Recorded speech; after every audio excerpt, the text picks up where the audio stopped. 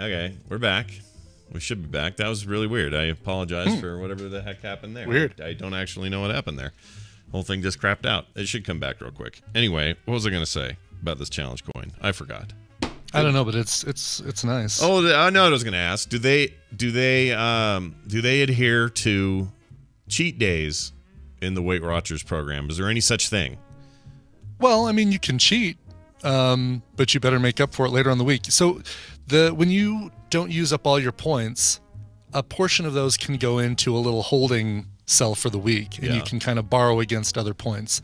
Not all of them, so it's not like, all right, I'm going to just totally go off the rails tomorrow and like make up for it. But if you cheat responsibly, if that makes sense, go ahead and have that smothered burrito, but know that you better not put like extra have chips and salsa with it, or queso dip or something like that. Like, Yeah, I get that. Go a little bit over, don't go crazy. So, okay, I just wondered if they had formalized a cheat day. Sounds like they don't have that. That's not a thing. No, for God. them. Oh, no. Yeah. No, I mean, you're basically, hey, you cheat, you're on the hook for. They probably want you to have a cheat day, because the longer you are a fatty fatso, the longer you keep paying them money to stop being a fatty fatso. So that's a good point. That's a good point. Like, you always. So they probably should say it's okay to let yourself go every once in a while. Yeah. This idea that's their whole business model, right? Is to keep you on. It is. Yeah, I mean, I can't imagine that they have my best interests at heart over their financial bottom line. Yeah. But I'll bet they're close. I mean, it's like, if you gain weight while you're on Weight Watchers, it makes Weight Watchers look bad, and no one will join Weight Watchers. That's a good point. There is a benefit to like turning you, making you not be such a fatty fatso. Let's call it a balance.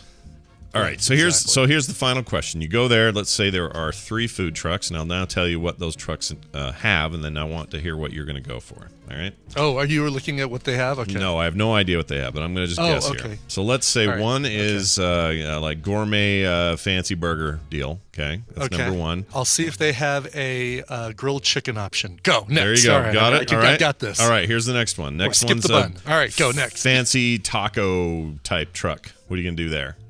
Do you have pulled chicken, and can I get it on a? Oh, if they've got like a, can you omit the shell and give it to me in a bowl? Boom! All right, what else we got? Yeah, I bet they give you like a rice bowl or something. Okay. Yeah. Well, rice isn't good, but black beans. Yeah, that's Give me right. Black beans and put all the taco stuff on top of that. All right. Keep forgetting rice is no good. All right, and then your third option is like oven baked, like pizza, amazing pizza. What do you do? I already know that one of the food trucks that's going to be there does pizza by the slice. Pizza's the devil. It's just the devil. I can't do pizza. Like the bread, the crust, as good as it is. There's nothing there, right? There's nothing there that's good for this deal, except for the veggies on top. That's it. Right. Exactly. And then, but you can't just have that. I just get the green pepper, black olive, and right. That's not a pizza. Yeah. Right. That's a nightmare. It's basically bread, rice, tortillas, all the things that hold the foods you like together. Yeah. Are the bad things. Yeah, that's true. Ideally, there'd be a sushi food truck out there that's like cutting fresh tuna and salmon and give me sashimi without the rice. That would be the ideal thing. But I love the idea of just going crazy on the recumbent bike before I go. That's absolutely going to happen now. You should do that. Are you? But doesn't it like truck sushi doesn't concern you at all? Does that worry you? Truck sushi? No. I mean, let's say fish can go bad in a truck just as well as it can in a restaurant. Yeah, it's not like it's true. There's it's gonna have to be properly handled, or else they'll have issues with the food board. Yeah, the health now department. Gas station sushi, yes, no, that's not something I will ever do. Yeah, gas station sushi, avoid that. That's like the plague. That's a recipe for disaster. But the only reason I even bring it up, when I was at BlizzCon, and I've told you about this before, I saw the back end of one of those things when they were open. Sure. And I went, oh my gosh, it was like up to their calves in paper products and fallen items and stuff from in because it's a crazy busy truck. Yeah, they're just got to get everything out. Right. Yeah, it just freaks me out. It makes me think, why? What have you dropped? What have you done? What have you cross-contaminated? Where did the fish go? I don't know. So you're visualizing if it's a sushi truck that, there's going to be whole pieces of fish on the floor and rolls that they're just walking around on. Yeah, and if so, whatever, they're not picking that stuff up. As a matter of fact, I'd rather they didn't before they handle my food. Let them accumulate all that garbage, and then when so and so gets up on the stage to announce the next iOS app that people are going to hate, yeah, and everybody clears out to go back in the Anaheim convention center, then they can start cleaning up. That's totally fine with me. To me, it just reminds me of, I don't know, just like when I worked at Chi-Chi's, I saw some stuff, and it scarred me forever because people did terrible things to your food. Terrible. Exactly. I mean, you got to just kind of hope that that all the individual little horrors that you've seen over the course of your years in food service aren't all happening simultaneously at the restaurant you're about to eat at. Yeah.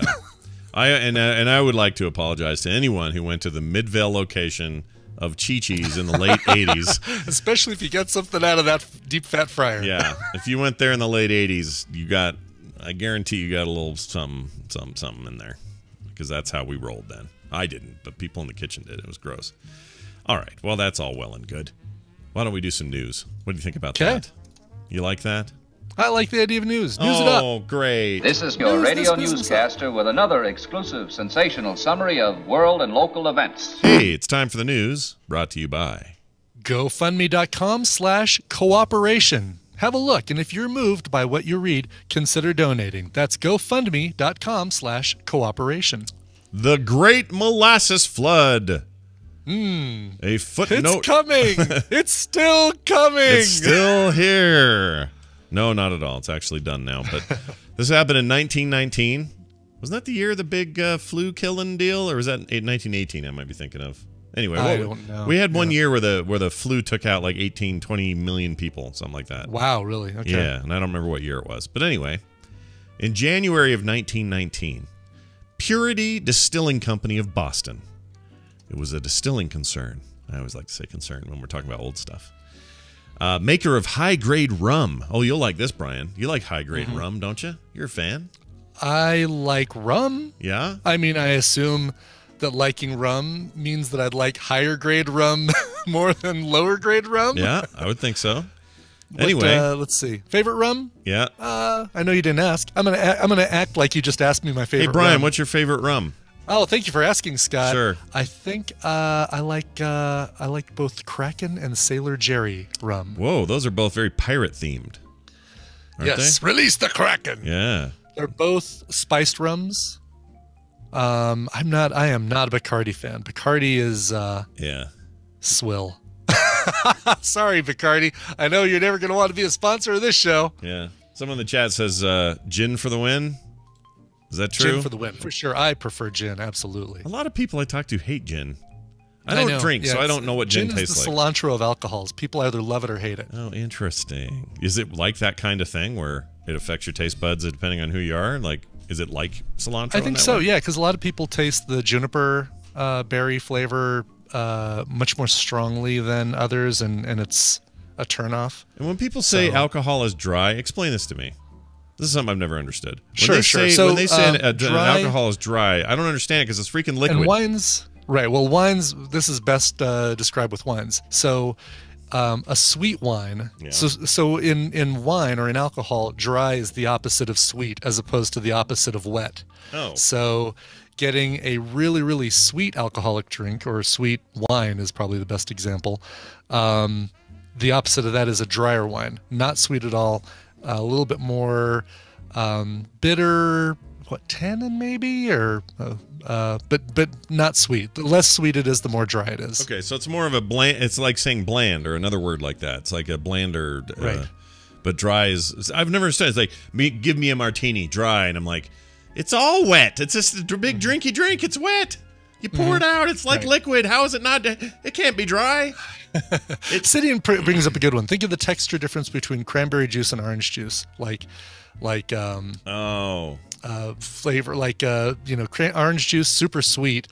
Cranberry juice, at least if you're just getting straight up cranberry juice and not Ocean Spray cranberry juice cocktail, is it's like a little tart, less sweet. Yeah, a little bit tart. Okay, I'm into that. Cranberry, I like a good cranberry juice. I do too. That's good for your urinary tract too. Yeah, it tears right through your kidneys. Makes it so you don't get the stones. I don't mean the band. I mean the little rocks that build up. That's right. Your stuff helps start you up. I'll bet that between Keith Richards and what's his name, who's the singer? Mick Jagger. Mick Jagger. Between Mick Jagger and Keith Richards, I'll bet there are 50, 60 kidney stones between them. And it's great because those are rolling stones. They take forever to go. Right. But they're slow rolling stones. Yeah, I'll bet the Rolling Stones have Rolling Stones. That's really funny. Yeah. Probably doubled especially over in Keith pain. Richards, man. That dude, yeah. That dude can put it away. Well, he says and you know he's what? done He's now. pickled. The dude will never die because he's basically being fermented in formaldehyde from the inside out. He says he finally quit at age 70, whatever it is. Yeah, I think so. Yeah, 72 or something. With his new 23-year-old wife or something. Yeah, I'm done drinking. Oi.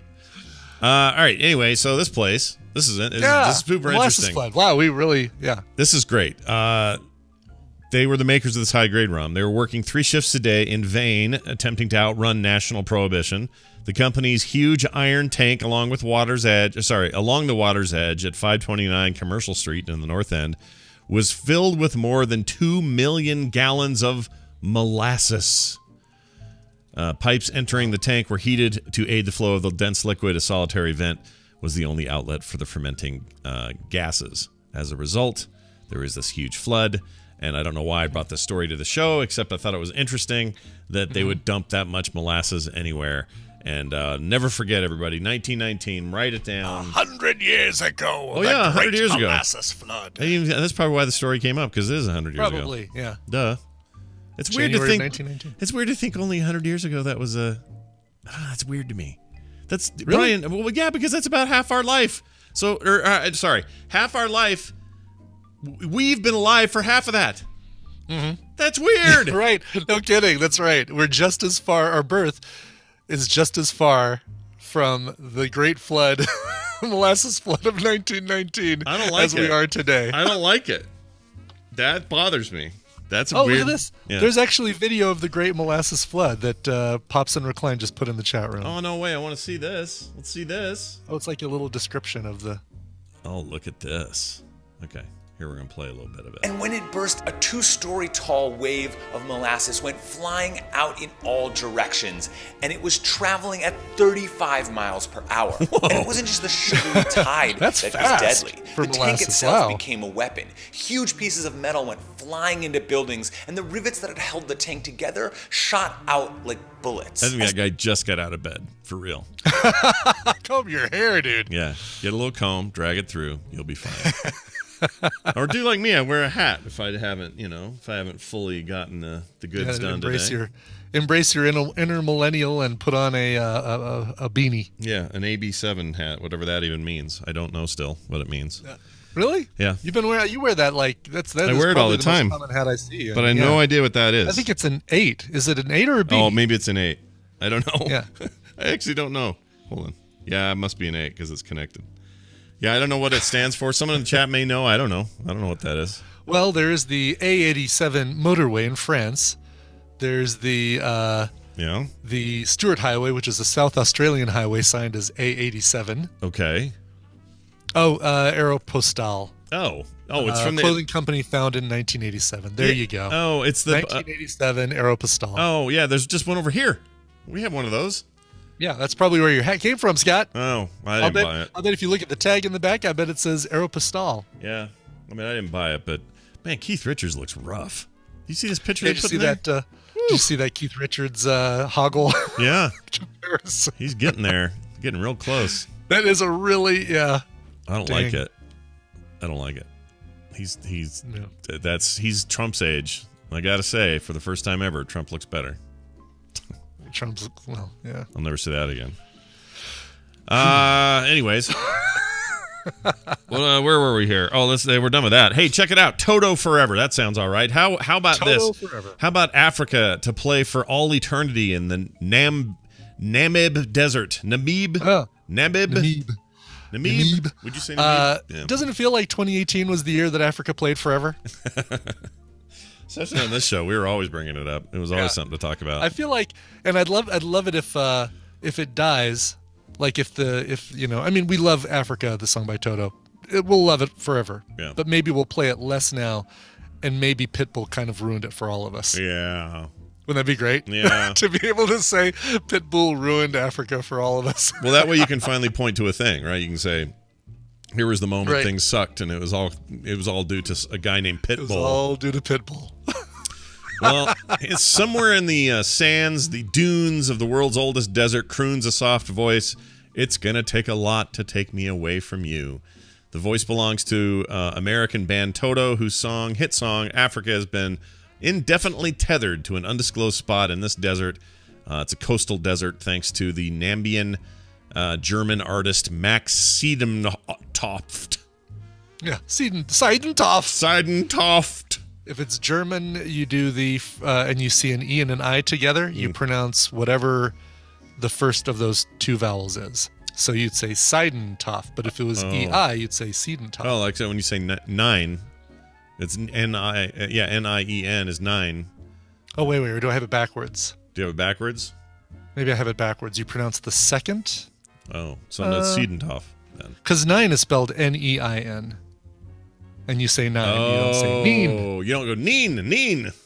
So it must be the other way. Okay, Yeah, you're right. I do have it backwards. So yeah, you say the long vowel, the second vowel long. So I like to spell 9. Seidentoft. N-I-N-E. That's how I spell it. 9. There you go. It's a number. Anyway, they made this thing. It's a Toto Forever. It's actually what it's called. It's made up of 6 speakers attached to a blue MP3 player whose only song is Africa, set to play on an infinite loop, all standing atop a white rectangular block set up in the sand. The installation, he wrote on his website, runs on solar batteries to keep the Toto going for all eternity. The song was originally released in 1982. Let's see. I think there's a picture of it here, chat. You can see. There is. Yeah, it's cool. It looks like I don't know. Like it reminds me of 2001 with the monoliths, except these are all white. Yeah, this is. I guess those are all speakers surrounding it. Yeah, this is actually when Mad Max time hits. This is gonna be great. Somebody can go out there and like wonder what the hell this is. You know, not understand what was going on and hear that music and start praying to it and all that. Sure. But look at that. That's awesome.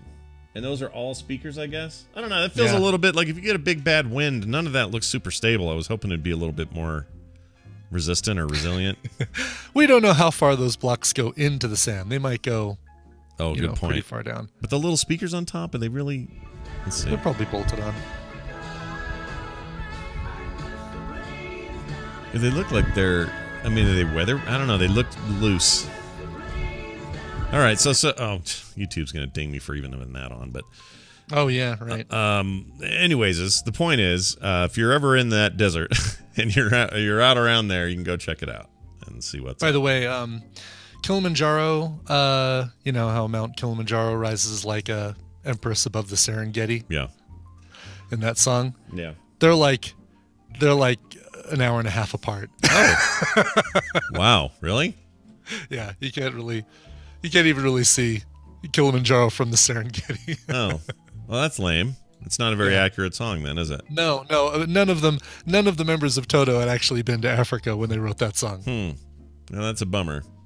I feel like we've been misled. Oh, rises like Olympus. That's right. Not like an empress, like Olympus. That song, you know what? I'll own that. I'll own that I've always thought it was an empress because Tina was the one who always thought it was going to take 100 men from Mars.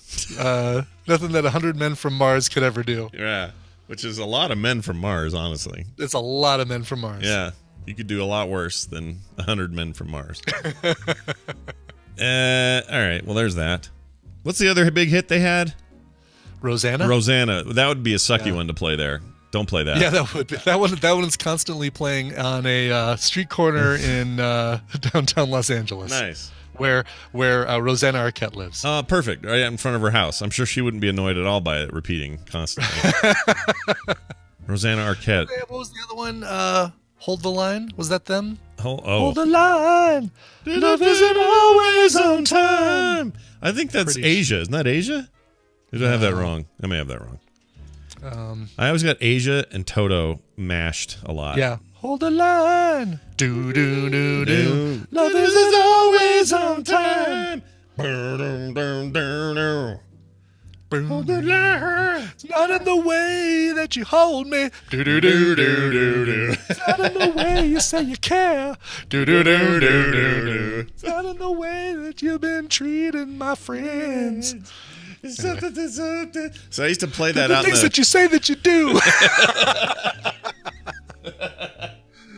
All right, so that's Toto. All right, sweet. That's Toto. I didn't. Okay, well they had a couple other songs then.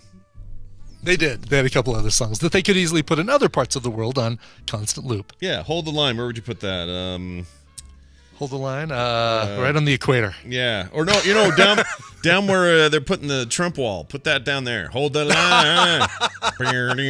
I'm sure all the people trying to get over it'll love that. That'll be great. Right, exactly. It gives them a little bit of a rhythm to climb the 30-foot wall. Yeah. Or at least hucking the big bags of drugs over the wall. Yep. Yep. Now they got their slats. You can just hand some drugs right through the slats. The wall, the barrier, whatever they want to call it. Yeah. Peaches. They could call it peaches. Yep. Here's my favorite thing ever. Here's his advice, though. Check out his advice. If there's a concrete wall in front of you, go through it, go over it, go around it, but get to the other side of that wall. Yeah, that's good advice. Right. Yes. Yeah, I like it. Seems like a real waste of money to me. All right. Hey, check this out. A stock image of an egg has broken Kylie Jenner's Instagram record. I love it. By the way, double knuckle bird right to Instagram because I still can't get in my account after 2 months. They are the worst at this. Oh no! Wow, what they're happened? So bad at this. No, they're okay. When I got a new phone, you have to set new stuff up, right? Sure. So even though the app's already on there, you got to log in again. Fine, no problem. Right. They have a mandatory two-factor authentication happening with Instagram that uses your phone number. So when you go to do a new login, it's supposed to send you a text with a code, and then you put the code in, and you're done. Mm-hmm. It never sends the code, ever. And I tried it multiple times a day over a number of days. I finally said, all right, well, clearly this isn't working. They have my number right, so I know that's the thing. It even says up there, just sent this to here are the last 4 digits of the number we sent it to. It matches, but I don't get the message. In the meantime, I've got multiple other services that are sending me second factor, no problem. I'm getting them on my text, but it's not coming from them. So I send them an email to their little support thing and say, hey, this is weird. This is happening. You're not sending me the number. They send me this thing where I have to go through this elaborate process of taking a picture of myself, holding a paper plate with a number on it. They said I had to write with handwriting. I love it. My account thing to prove that I'm a human, kind of like the AMA people do on Reddit. It's like that. I was gonna say it's like a hostage. You're like, all right, prove that he's still alive. Have him hold up today's newspaper. Yeah, proof of life is what it is. Yeah. I have to do that. It's like holding a newspaper or something. So I did all that. I hated doing it, but I did it. I sent it to him. Dead silence. Nothing for 2 weeks. I go, all right, well, I'm following back up. Any news? They write back the next day from somebody completely different over there going, we hear you're having trouble getting into your account. Have you tried? I'm like, dude, we've done this. You have my thing. Here it is. Here's the email chain. We're talking right now in it. Look right there. It's in the reply. Scroll up. And I said that. I basically was starting to get a little hot with them, and then nothing. I haven't heard anything back. Like they've done nothing to get me out of this. I mean, I imagine they can't have a phone number because so many people use it that it would just be like, how do I take a picture of fruit to put on my Instagram account? Is there good settings for taking pictures of a banana? I mean, they might, and they're all so tied to Facebook now. It might just all be fraud prevention, and that's all they care about. Yeah. And they don't care. But that's what this is. This is fraud prevention because of the two-factor authentication. Exactly. But it's broken. It doesn't freaking work, you buttholes. You guys are buttholes.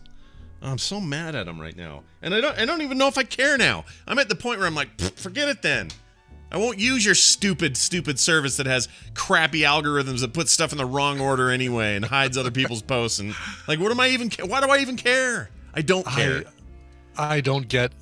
This is going to sound like an old man. I don't get Instagram. I get it. I get it just fine. I'm just saying, ever since they made it go in their algorithmic order of what they think I want to see. Right. You kind of made it so I don't. Oh no, I'm saying that I just don't get it. I have not done anything on Instagram because I don't understand it, and I need to. Well, maybe I don't need to. Maybe I can use this as another reason not to make the move over to Instagram, to Insta. I feel like there needs to be a revolt where human beings all rise up and demand that everything in their social media feeds of all kinds, Twitter, everybody, is by default, or at the very least, user settable to 100% chronological order. I just want to see it in the order it was posted.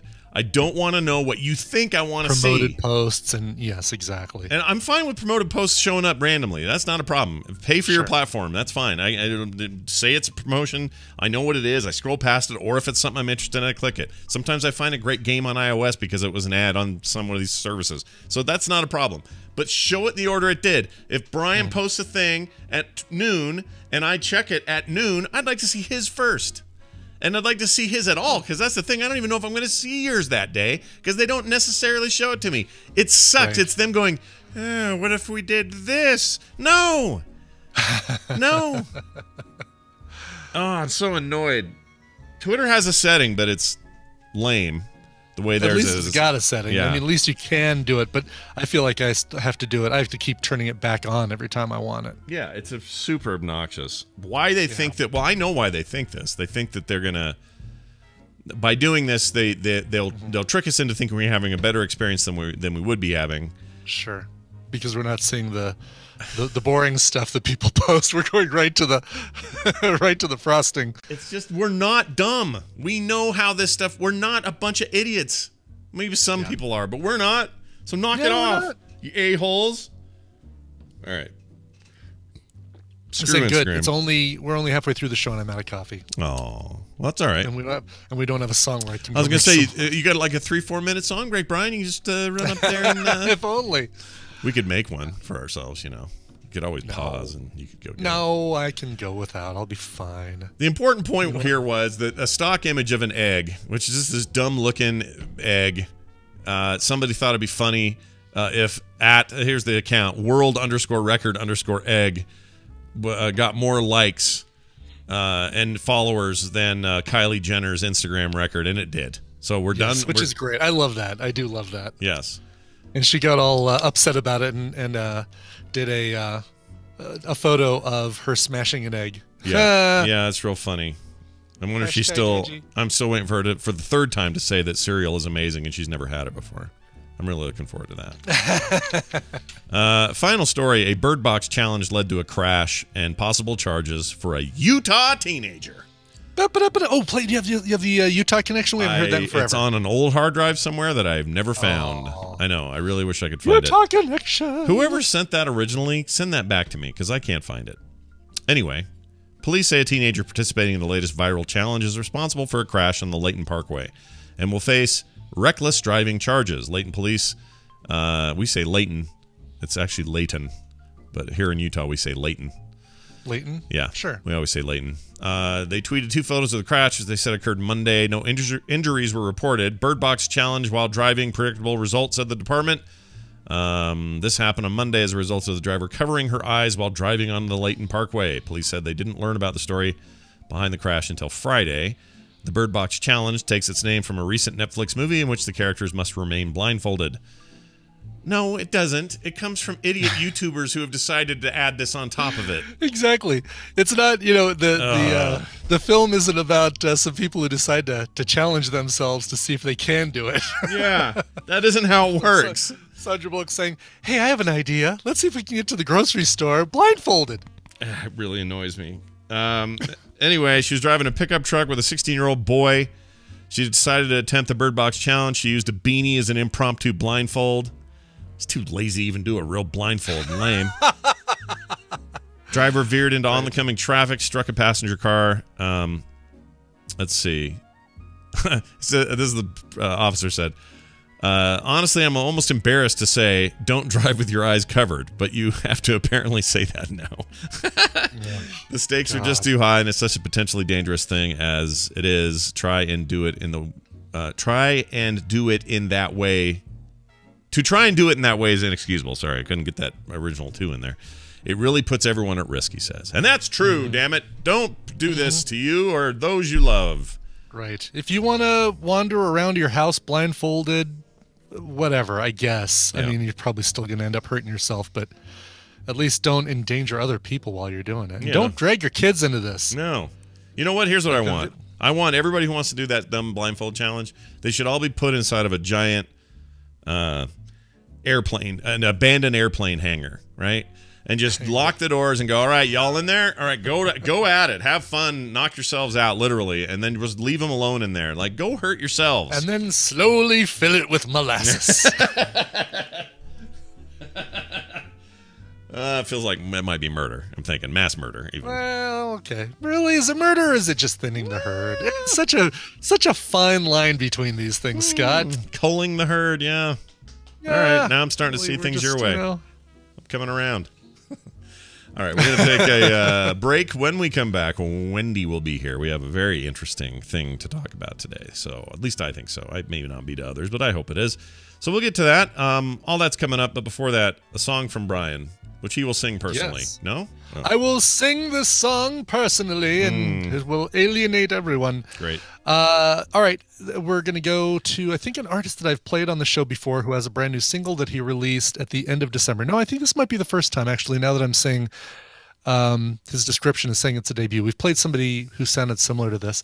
This is, is a little bit more on the pop side of things, but I kind of like this. Vocally, kind of reminds me a little bit of Bastille, who I really like. An Italian artist from Milan who only goes by the name Jaden and only wears a panda outfit because I guess he's really into the mists of Pandaria. I don't know, maybe. Sure. He might be a monk. Really, really cool. I mean, he really is trying to do this anonymity thing. I guess he's pulling it off. The singer goes by the name Jaden. This is the brand new song called This Time, featuring Celine, Farrick, and Matt Luck. Here is Jaden and This Time. Did you say Matlock? Is Matlock in this somehow? Matt Luck. Matt Luck. M-A-T-L-U-C-K. But it's basically Matlock with a U instead of an O. Oh, that's fantastic. Old guy solving crimes. He solves crimes, but only by happen chance. Just got to get real lucky. All right. Well, he just kind of falls into it. Here's your song. We'll be back in a moment. Stay tuned. 3 days ago, a super rocket was launched, loaded with 6 nuclear bombs to be used in the development of the planet Jupiter. You don't mean me, do you? Hey, what? Huh?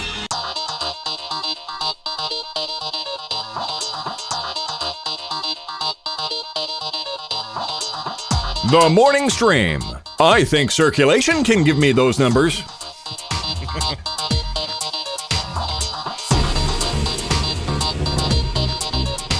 All right, we're back, everybody. I forgot to tell you, I went and listened to that Information Society cover thing yesterday. Or not Information Society. Yeah, Information Society. Yeah. It's fan-freaking-tastic. It is, yeah. The so song good. Or the whole album? The whole thing is amazing. So good. Yeah. It is a great album. Especially, I mean, they do a cover of Capital I from Sesame Street on there and make it into like a song you want to listen to over and over again. Yeah, they still have it, man. That was just a couple years ago or something that they did that? 2 years ago. 2 years ago. It's really, really solid business. All right. Wendy's grayed out. I'm going to pause. True energy. Let's see if she is all as well. Give me one moment here. Okay. Should be able to find out. Okay. I'm going to find out what's going on with Wendy.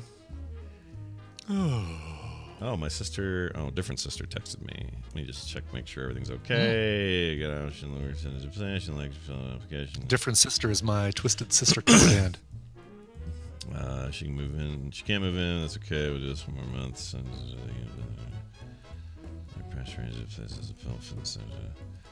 Oh, that sounds perfect. I hope that works out. Sorry, we got there's not drama, but there's a little family hoo-ha going on that we're all hoping gets solved soon from one of my siblings. Yeah, it's all good. It's just. Hey, how's your mom doing? Didn't she have knee surgery this week? My mom had knee surgery, and she is home. Got home last night. She's recuperating, convalescing, as they say, in some circles, and she's going to be fine, it looks like. Doctor says it all went well, and I mean, she's 80, so any surgery is more risky inherently when you're older. I really can't wait to hear her belting out that she's still standing. Yeah. When this is all over. She never does that in concert anymore. I wish she would do it. she just sticks to the old classics. Your Song and Yep. Benny and the Jets and Daniel. Yellow Brick Road sometimes, but right. Occasionally she'll pull out some of that Lion King business, but never that. Let's see. Well, I'm going to text her because she's not answering. Okay. Hi, you coming? Well, hi there. Hello. Good day to you. Oh, I see she's green now. Can I ring her now? Okay, that might work now. We shall find out one way or the t'other. Yes. Wendy? Hello, hello. Oh! Well, hello. She's there. Hi. Hello. How are you? I'm good. Oh, good. Hi. That's fine. You were showing us offline, and I thought, oh, no. I was just lazy. Yeah, well, that's all right. Look, Starting at the last minute, that's all. I understand how it goes. I get it. Hey, let's do a little theme. Let's see. Wendy's intro today is going to be this. Here we go.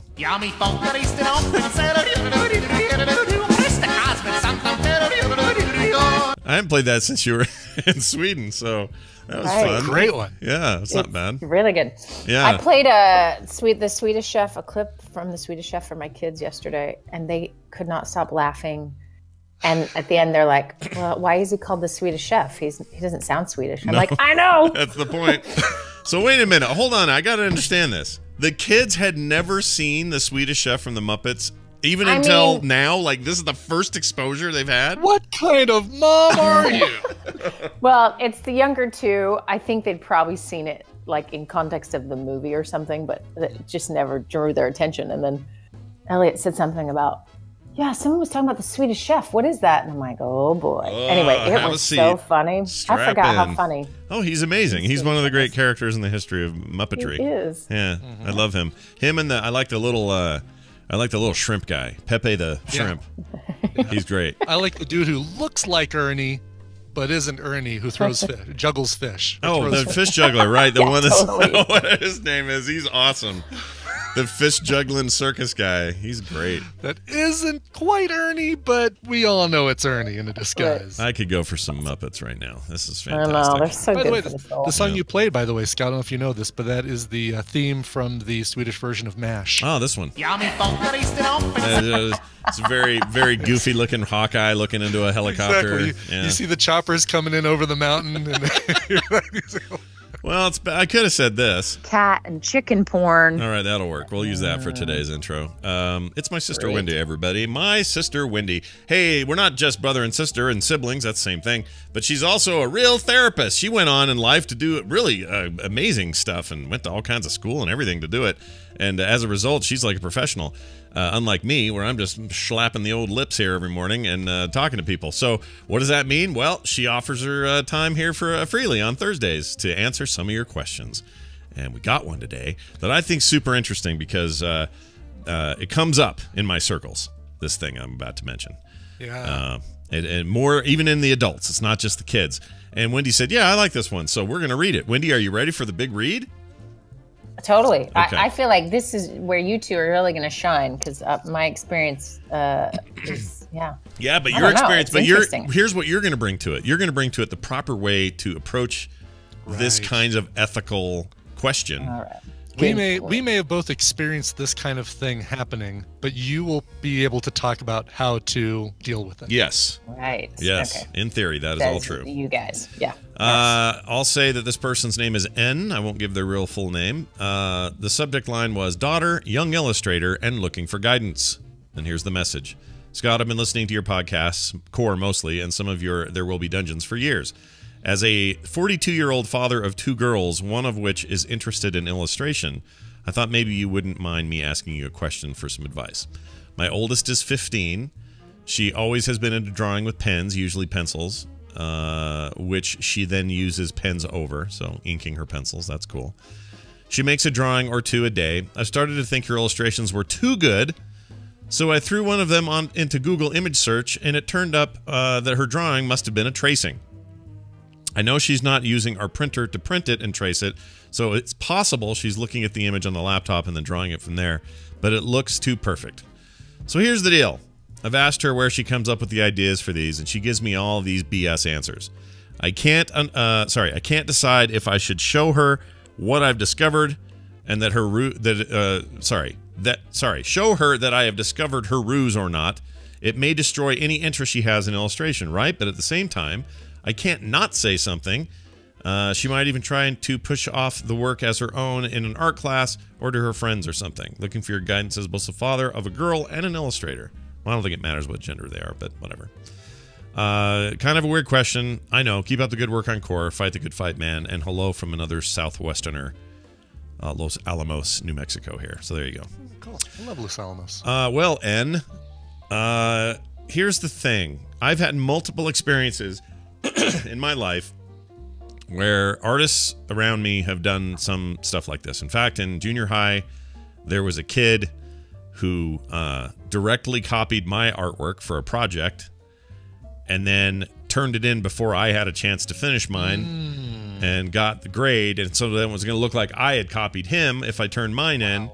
And this was the kid I punched in the face because I was so mad about it. And I broke my pinky, and even to this day, you can see this little scar on my pinky where the bone popped out.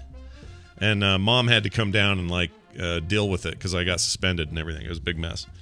And I broke his nose, though, so that was pretty good. Someone get you have the upper hand, Scott. Yeah, I totally had the upper hand. And I won that, or I shouldn't say I won. It's the only fight I ever got in. I wasn't much of a fighter guy and punching people or any of that.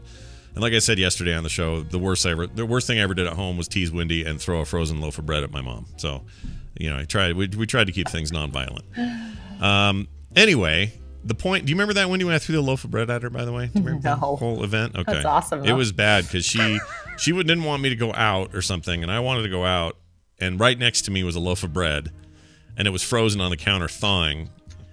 And I just got so mad that I grabbed it and just threw it at her, and it missed her, and it put a little divot in the counter there in the house in Sugarloaf. Yeah. Oh yeah. Then I will have to throw the bread. I will throw the bread. Anyway, none of that matters to this story, but that's just one example that I've run into, and you see it a lot of times, and especially now on the internet, people are constantly copying each other. Yeah, and it may not even be artwork. Like I've seen a relative of mine copy something verbatim out of a Facebook post. There's one of these, like, you know, share this with all your friends, copy it and paste it in her own feed, which is normal. That happens all the time. And then when somebody commented and said, you know, your posts are just so fascinating, I always love hearing what you have to say, she didn't reply with, well, I kind of took it from somebody else's and changed a couple words to make it my own. She said, I know, it's something I've been thinking about for a long time. Right.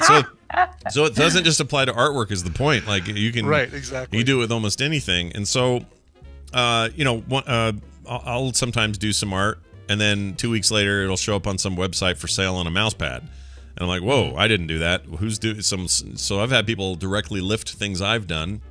Yeah. I've been seen that. Yeah. The little girl walking the AT-AT. I've seen that on so many other places. Yeah, and I did one for the Blue Shell one, the Mario Kart one. That thing shows up on everything. Like it's just T-shirts, and so it's so I've seen it directly affect me, and I kind of laugh it off these days because it's just like, the internet. What are you gonna do? This isn't a question about that so much, to me anyway, Wendy, as it is how do you. Obviously, what he wants to do here is to teach her that plagiarism or taking credit for something that isn't yours isn't the way this should go, and that she should just work harder for her own thing so that she can claim it as her own. Like, there's value in all of that, and I think that's what he's trying to do. And you don't want to dissuade her from drawing, and you don't want to come out and accuse her of doing something if, you know, to make her feel bad about it. Because I think, you know, as a kid growing up, I totally... If I wasn't tracing, I'd be using a comic cover, and I'd be like, oh, let me try and redraw this Captain America comic cover. And yeah, nothing wrong with that. That's actually great. Right. That's where people get their inspiration. I'll see, I don't know. I can't think of a recent thing, but I'll see something and go, oh, I love how that guy draws. Oh, actually, this happened. I saw somebody drew a bunch of robot stuff. And I went, oh, I love these. They're so cool. And it just got me in the mood to draw robot stuff. And I didn't, go out to draw his robots, but I decided, you know what, I'm going to go for a detailed robot thing today. I'm going to go do like he does and really go deep. So I came up with my own thing.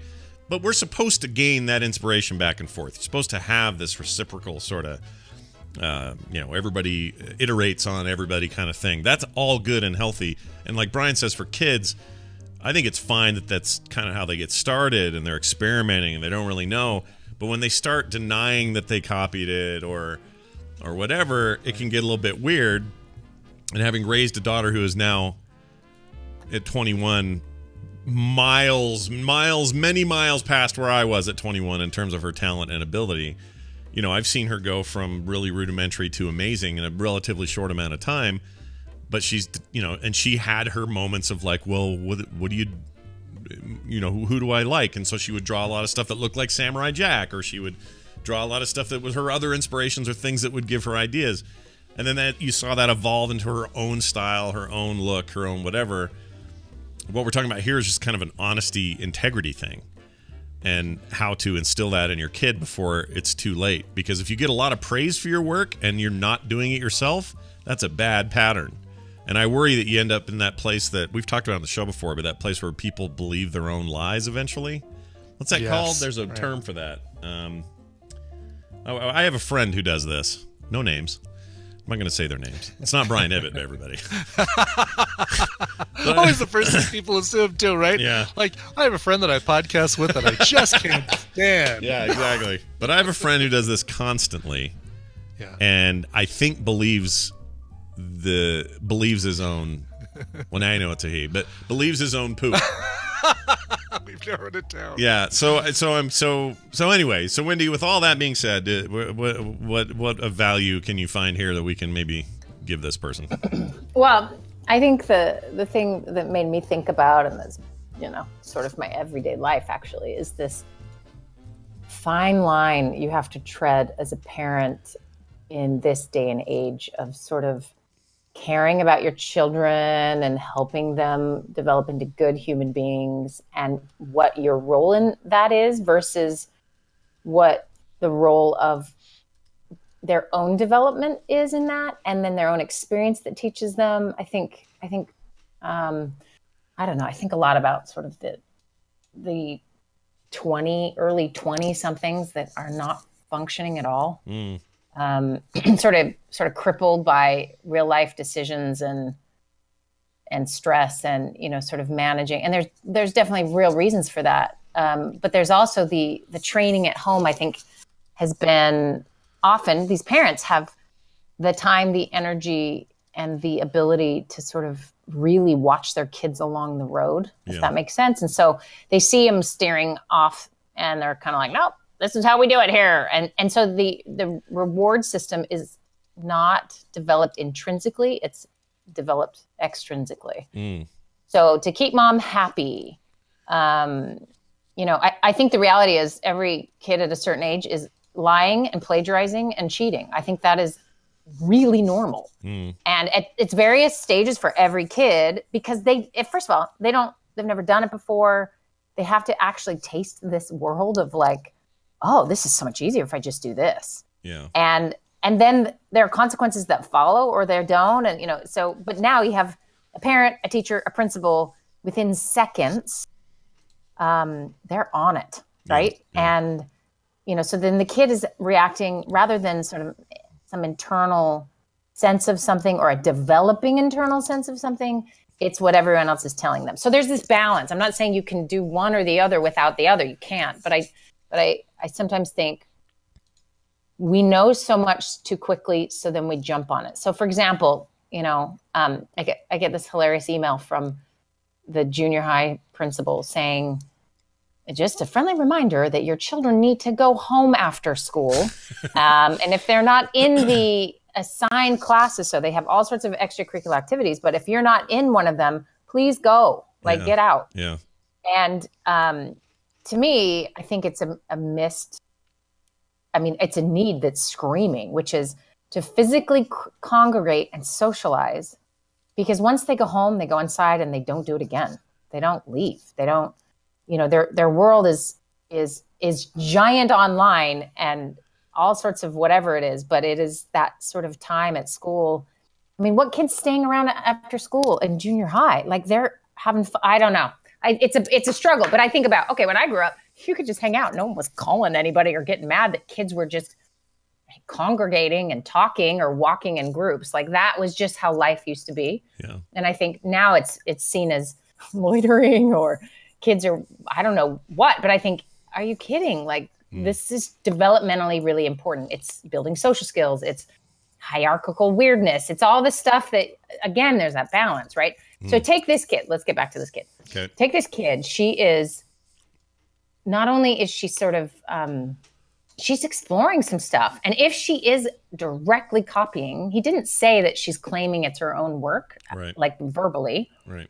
But you're not wrong, Scott. If you get praised a lot, so that extrinsic reward starts to feel really, really good for work that you can't actually do on your own, creates some serious internal cognitive dissonance. Yeah. And when you say you have a friend who lies and believes his lies, think of cognitive dissonance as like a split. Like, I don't know if you guys have ever had double vision, or oh yeah, the concept of like you're seeing two images and it just makes you sick. Eventually the brain goes, okay, we'll just do one now, and you will lose vision in an eye. Yeah. And it's the same with cognitive dissonance. You are what you believe about yourself, or how it should be, or what you need and want, maybe your own ethics, and then are one thing. And then you're copying or cheating and you're getting straight A's, or you're getting a lot of praise, and you now have double vision. And it is hard. It's difficult to deal with. The problem is, if you don't sort of figure out how to manage that in a way and move more towards the ethical side, then eventually the split just happens and your brain just says, yeah, I don't care anymore. And you start to need to believe the lies that you tell. You need to believe that you had done those things. That's why if you've ever talked to someone who lies so much, it's like impossible for them to do something else but lie. It is crazy making, because it's like their touch with reality is different than everyone else. Yeah, and it's hard because you don't know what to say. Like, because in normal sort of social interchange, it's hard for you to go, hold on a second, you just said this. You don't do that. Instead, you go, oh yeah, interesting. Okay, well anyway, I gotta go. Like I hate it. I hate it so much. Yeah. So the feedback is not, wait, you're a big fat liar and you need to change, or I'll reject you, which is a very highly motivated human response to someone going, wait a minute, you don't love me. Yeah. But if no one ever does it, then you can continue to live in that space. So this is all kind of dramatic. In her case, I think of it as a little bit more, this is developmental, and you need to relax a little bit about it and find that fine line where your influence in her moral, ethical development is there, but that is not jumping on her and creating forced cognitive dissonance, right? Yeah. You're not forcing her to then give up all, So part of this comes down to this thing we talk about a lot with parenting, of just having the kind of relationship where you can talk it through, and where you can, and this is the hardest thing about parenting teenagers, and you guys can vouch for this, and I'm in the thick of it, is that sometimes you need to just shut your mouth. Like that has never been the answer in my head. Yeah. And it is now really important that I learn to shut up. And it's so hard. And you mean letting them fall on their own, as opposed to covering for them or helping them. Yeah. Yeah. Covering for them, helping them, or lecturing about what the right thing to do is all the time. Right. That's the biggest temptation. So you could say, no one's going to trust you, and you're going to ruin your future, and blah, blah, blah. And then now it's, okay, I'm still really motivated to copy these things, which might have been under the radar and totally developmentally normal. But now it's about disappointing dad, and I'm not a good person. So now we've got a whole voice in our head that's telling us we're bad, when really all kids are little cheating, sneaky little butts, and they have to grow out of it. Right? And so where's the space to do that? Right. Where's the space to? It's there. They need that room to experiment with those norms, right? Because that's tricky. Because on the one hand, you know, you got a kid, let's say a junior high age kid. You can do like some parents do where you just clamp down and go, all right, I want to know every second where you're at in school. I'm going to put a GPS active thing on you. I got a little GPS on your phone. I'm going to track every movement you make. I'm going to know everything that's going on because I'm not going to allow you to make any of these mistakes that kids make. Right. That's one way of handling it. The other we way call that authoritarian. Authoritarian, right? Or helicopter parent. Yeah, a helicopter authoritarian parent. Or you have to let them experience life at some level, right? So like, the three main types are laissez-faire parenting, and that is like, yeah, whatever, like live your life, and if you need me to buy a beer for you, cool, you know, like, and the outcomes are not great for laissez-faire parenting. It's sure easier, by the way. And then authoritarian parenting also has terrible outcomes. The one that works the best is authoritative, which is you maintain the authority, so they have a sense of safety. They know that they can rely on you. You're not the one fluctuating because you're not in adolescence. So you need to have that foundation. It sounds like this guy, I mean, just from his email, you can tell already he's not authoritative and he's authoritarian and he's not laissez-faire. He's probably authoritative, which is, I care, I want to do the right thing, I'm being thoughtful about it, you know, what do I do? And here's this great concept I keep telling people, and I really need to find the comedian, but it was so funny. He was talking about how the Brits and the English, or the Brits and the Americans, are so different in this way. When you go to a British person and you say, "Oh, I've had a bad day," they bat it back to you.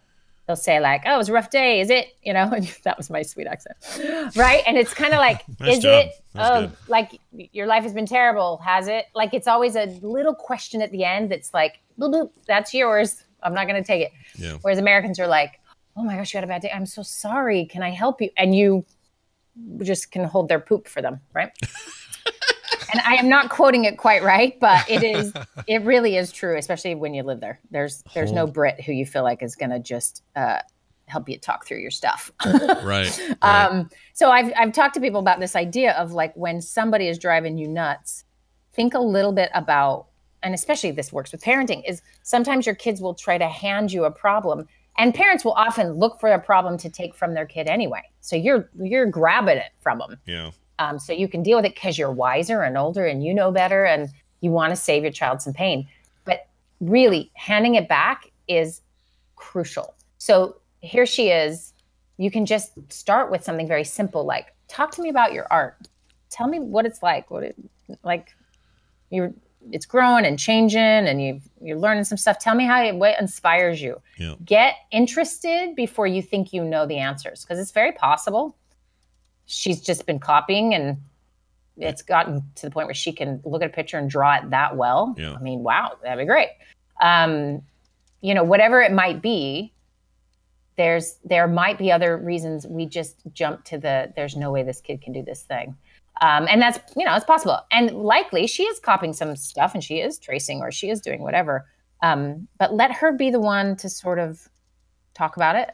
And if she doesn't give you all the answers right then, you know, say cool. And then bring it up again a week later. Yeah. Or, you know, find a way to be an influence instead of an informant, if that makes sense. Like, you are doing this wrong. Is there any value? Is there any value in this? So I've never done this, so I don't know. I have no experience with this, but it just popped into my head. If he sat down with her and says, "Oh, I've been loving your stuff lately. It's really cool. You're coming right along.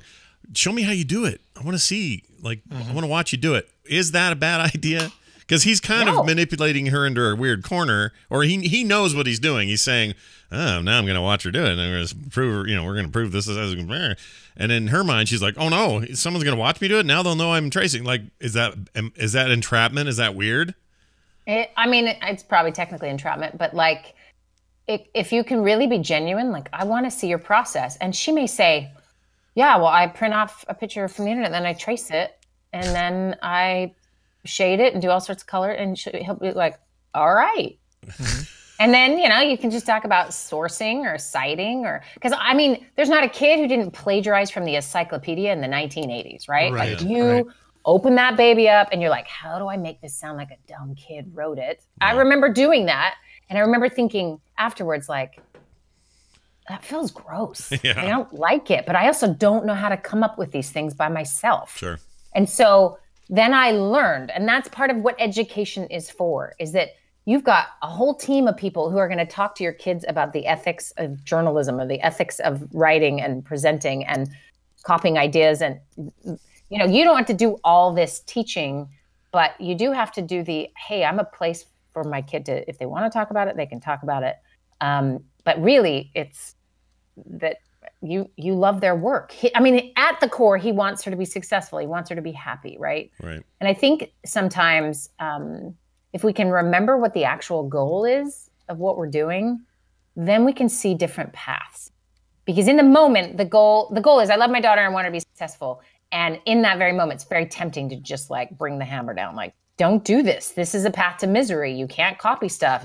I hate everyone on the internet that does this. Like it's about you making sure your kid is not something you don't want them to be or you don't like. Yeah. But if you could stop for a minute and recognize, okay, what I really want for her is to feel good about the work she creates. Yeah. Doesn't matter if the work is good or not. Yeah. So what are my different paths to sort of meeting those ends? Yeah. So I went to this real quick. I went to this training they do here, positive coaching and something. I forgot what it is, but they make every parent before your kid plays basketball in this community sit through this 30-minute training on what parents should and shouldn't do. And it was so well done. And it has inspired me so much because this is where I am the worst. Like I am the freaking worst. So I go to the training and the woman has us all say the thing that we are hoping for our child. And then she has a list, you know, up on the board and everyone's agreeing. It's like, I want them to learn to cooperate. I want my kid to learn how to lose and be a good sport. I want my kid to work as a team. I want their skills to develop. I want them to feel confident. That's everything every parent wants. And then she goes through and says, and this is what parents actually do. Yeah. And your goals and your behaviors do not align. So she's a collegiate athlete herself, and she coaches a college lacrosse team, and she's a hockey mom, which is a dangerous thing. And she yelled at her kid through the hockey box, like there's like a little hole.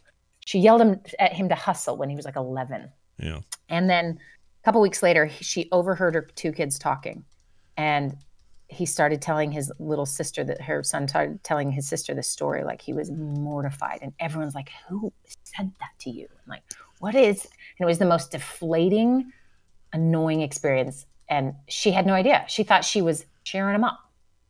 And so she had a real change of heart and anyway, joined this organization. It's pretty cool.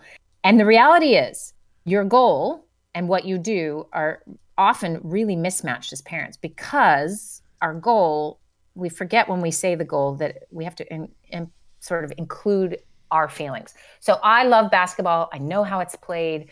I so struggle watching dumb little kids play it because they're terrible.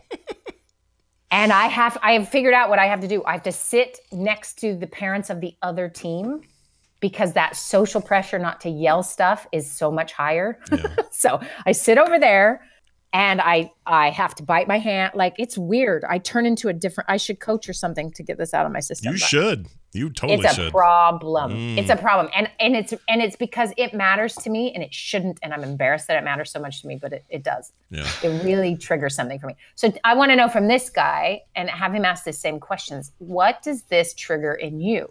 Yeah. And is it something you can parent casually, or are you coming with an intensity that, so I have a rule. I don't talk to my boys about their games after their game. Yeah. I'll just say, it was so fun to watch you play. Yeah. And they're like, it was so great. And I'm thinking, oh, that was just seriously the worst game. I wanted to poke my eyes out. That's interesting because you're just too close to the subject matter. Right. I get it. Completely. Like if this was me and Carter, I would really struggle to hold back. Like, I'd want to go, well, now hold on. You can't be just doing that. And like, I would, yeah. I hadn't considered hey, that. you guys trace? Is that cool? Is that what people in art do? I don't know. Yeah. Like, I have no idea. Yeah. So it doesn't. You'd be the perfect parent for this problem. Yeah. Can I borrow this girl? I'll take her. Yeah, you'd be fine. But by the way, I've very strong memories of Wendy playing both softball pretty rigorously and also basketball And you were great. You were really good. In fact, there was a time there where I thought, oh, she's going to be like Olympic team softball chick. Really? Yeah. You were good. You were really good. I mean, I was in high school at the time, but you were killing it. And then no, that didn't happen. But no, that didn't happen. What's so funny is you say that, I'm thinking, I would never once. I think now, oh my gosh, did I always look like these kids look? Well, you were good. They're so hard to watch. You were winning games and catching balls and you pitched and stuff. Like you were killing it. Yeah, see, because this isn't your jam. Yeah, it's totally. But if I was drawing, we would have a different story. Sure. What were you saying, Brian? Were your parents on the sidelines coaching you on and yelling, or were they sitting with the other team as well? I went to a game once. I went to a game once after my wisdom teeth were pulled, and so I just sat out there like a lump of turd. And I just, for whatever reason, I remember that day as being teeth came out, pain was bad. Wendy played basketball. That's my memory. Lots of colors in the sky. Yeah, I was a little stoned, but what are you gonna do? Yeah, here's maybe another thought just to throw in there is sort of the feedback of children is hard to take sometimes because they don't know stuff, and you kind of think, well, I know better, and that's when you maybe take a little walk by yourself and say, what is it that I'm doing here? And this is where authoritarian type parenting and laissez-faire type parents need to ask themselves this question. Like laissez-faire parents tend to be, if they were really honest, would answer the question, I want my kid to like me. Yeah. Like I don't want to hate my kid to hate me like I hated my dad usually, or some versions of their own garbage they've never quite dealt with, and now they have a teenager and it's getting triggered, Right. Authoritarian is, fear of lack of control, and there's other reasons. So, like a real honest look at your own stuff you bring to parenting can really do wonders. And then you can let the kid have space to learn because it isn't about you. And, I want my kid to play. Abe is a tall kid, but he is not maybe meant for this. And it's going to be really hard for me. Yeah. So what's interesting is he is very talented with art and loves it, and draws all the time, and I'm always just like, see, that's fine. Yeah. I don't have any skin in that game, but I also see your success or like the value of art. I really can appreciate that.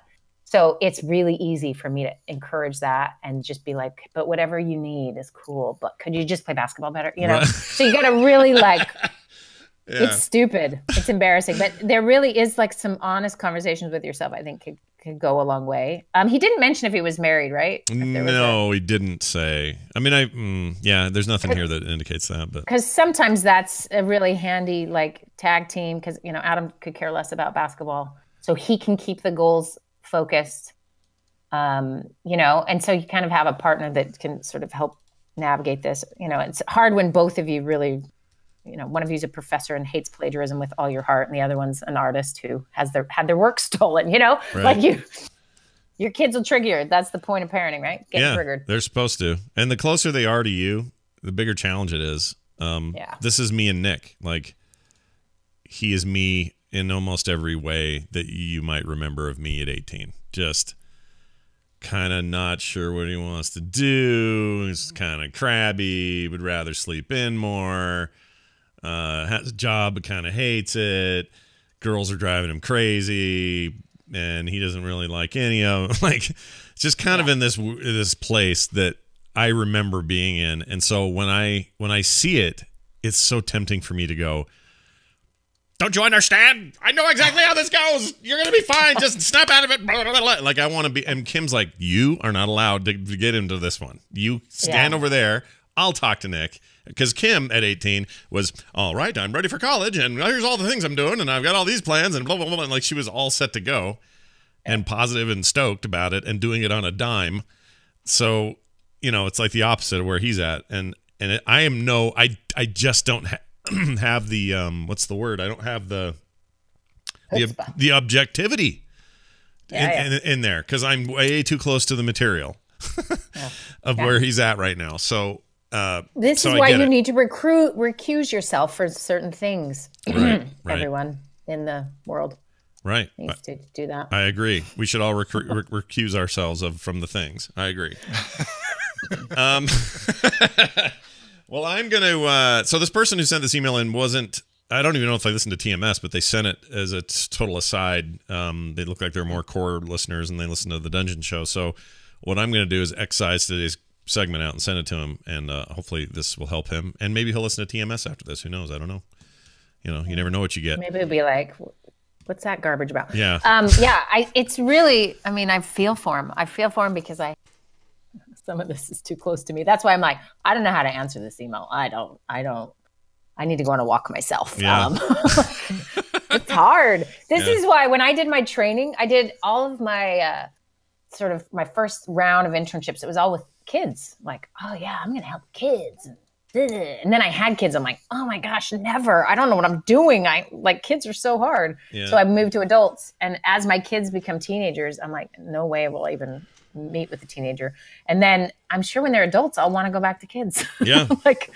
I can't, it's hard. It's hard to do it. And that's why I hate advice columns or advice givers, which hilariously I am semi-doing here, which is, you know, it is so easy when it's not your jam. Like, I'm not living it. But when you're living it, you realize just like, this is the toughest job. And, you know, stay hydrated. Yeah, dude. That's a good idea.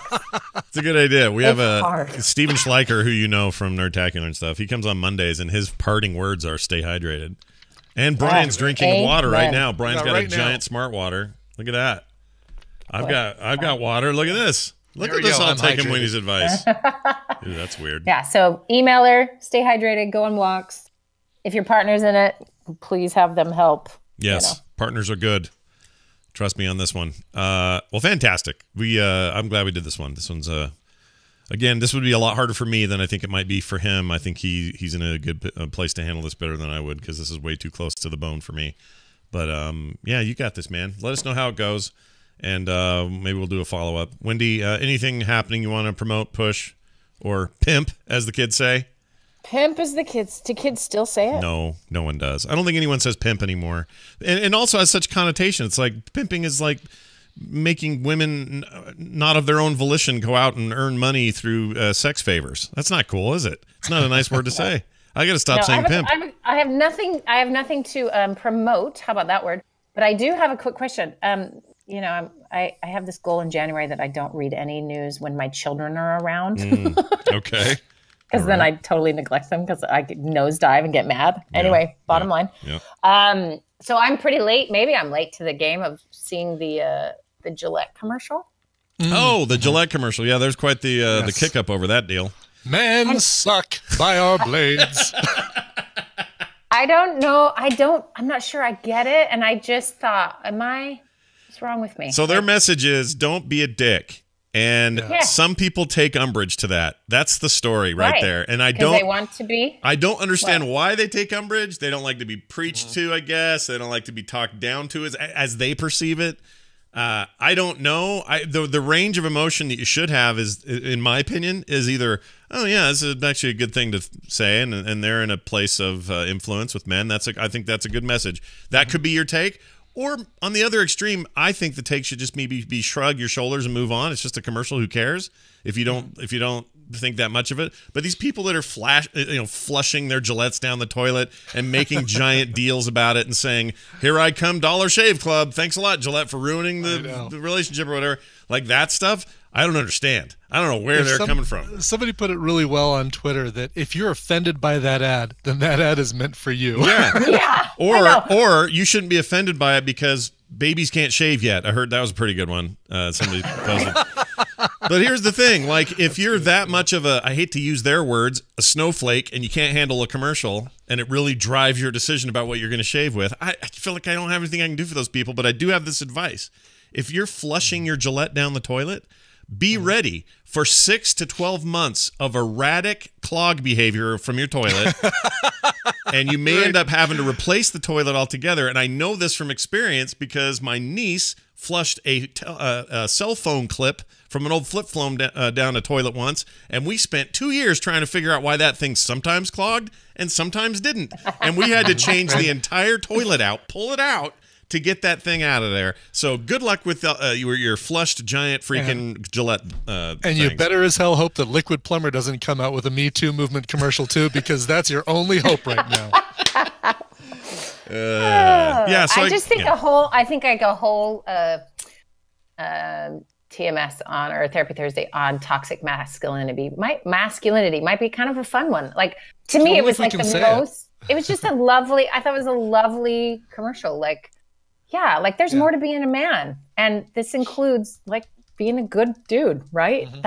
I don't know. But then I was like, wait, why is everyone so mad? And I'm so confused. And then I thought, oh, like Brian, what you said, you know, if it bugs you, you gotta, why? Is it that you're being told what to do by Gillette? I think so. I think people are just feeling sensitive. And I, part of me's like, I don't like preachy stuff either. If something comes out preachy, like a movie or a after school special or something, I recognize when I'm being pandered to or whatever. I understand that. And I think it's fine to say, yeah, I just thought it was a little preachy. Or it was a little, you know, on the nose. And they're just really trying to sell more blades. So they're doing, you know, like assuming this is all this altruistic effort by Gillette. I understand that being frustrated with that. That's not the problem. The problem is you're saying, well, the message here I completely disagree with. This is caving to the politically correct and the whatever. Well, then you're saying it's fine to be a bully. It's fine to be a dick. It's fine to be a sexist a-hole. It's fine to be all these things. Well, F you then. Yeah. And I don't know if that's maybe what they're saying, because I did read something that made me think.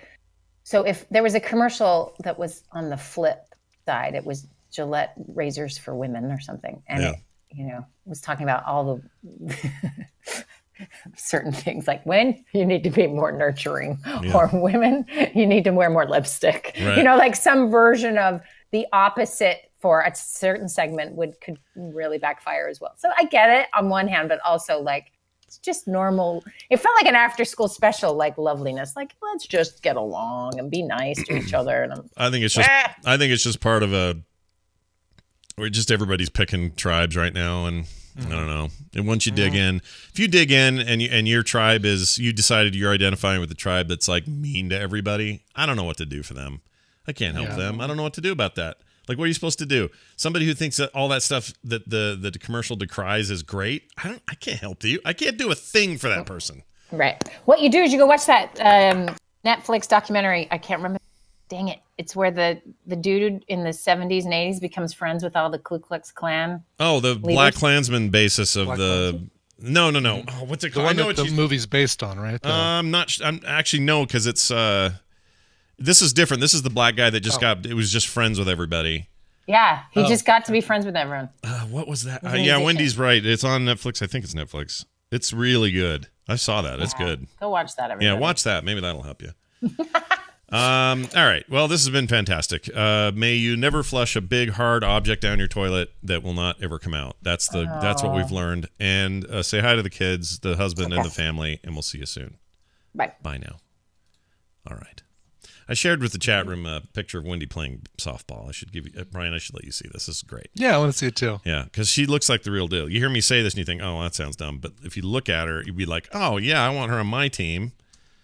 She looks like she could. Did she do that crazy like overhand windmill softball toss? She totally did that. Yeah, pitching? Like that was the way that looks like pitch. Your arm is going to come out of your socket. Absolutely. Oh, upload failed.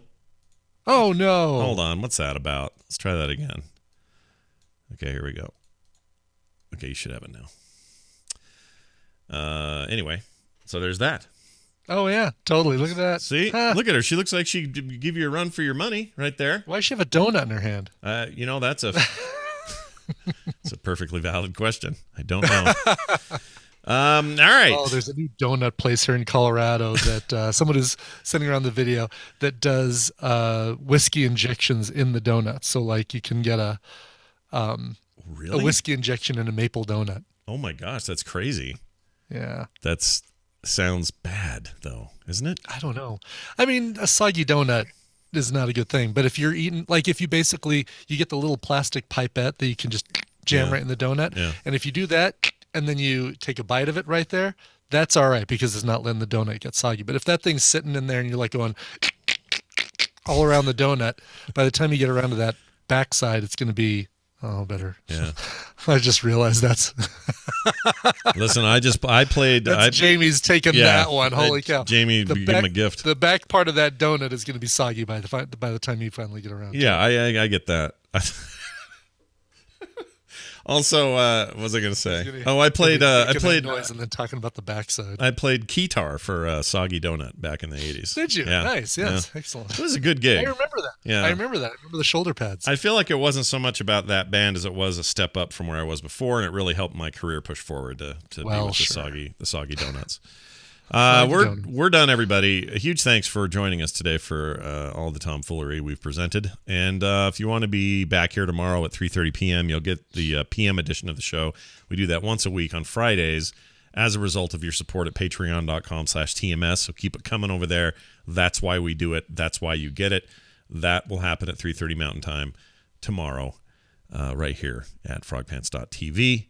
If you're looking for all other things that you need from us, you'll find them at frogpants.com/TMS. We'll now exit the building with a little music on the comm system, and Brian will hit play. Take the comms, number one. Yes, this one is loading. Here we go. This one goes out to Kimmy, a.k.a. Walking Glitch, in the chat room. I think she's in there today. January 17th is her 28th birthday and her 4-year wedding anniversary. She says, I would love to hear a song to help me make the day a little bit more special, either for my birthday or celebration of my marriage. Why can't it be both? I was very lucky that my husband and I both swiped right on Tinder. Even better when we eloped to Las Vegas for my birthday the following year. We have built a life together that I never thought I would have. I'm now a stay-at-home mom with a toddler and 2 dogs. Thank you for making my days better with your shows. I'm very happy to be a part of the Tadpool family. Love all of you, and I can see why you like it. Oh, guess what? I don't have in my playlist anymore. Oh, no. Hold on. Here it is. No. I can definitely see why you like it. There it is. Very good. Found it. Excellent. The most passive-aggressive thumbs up we've ever gotten for our show. Yep. Well, Kimmy's first request, she gave me a list of songs that she likes, 3 or 4 songs. The first one is the perfect one. This is Jukebox the Ghost, who I really, really like, from a single they released in 2012 covering that earworm by Jenny Lewis, that 80s, 90s, I guess 90s earworm, early 90s earworm by Jenny Lewis. I Love You Always Forever. Here is Jukebox the Ghost. This show is part of the Frog Pants Network. Frog Pants Network. Get more shows like this at frogpants.com. Oh, good for you.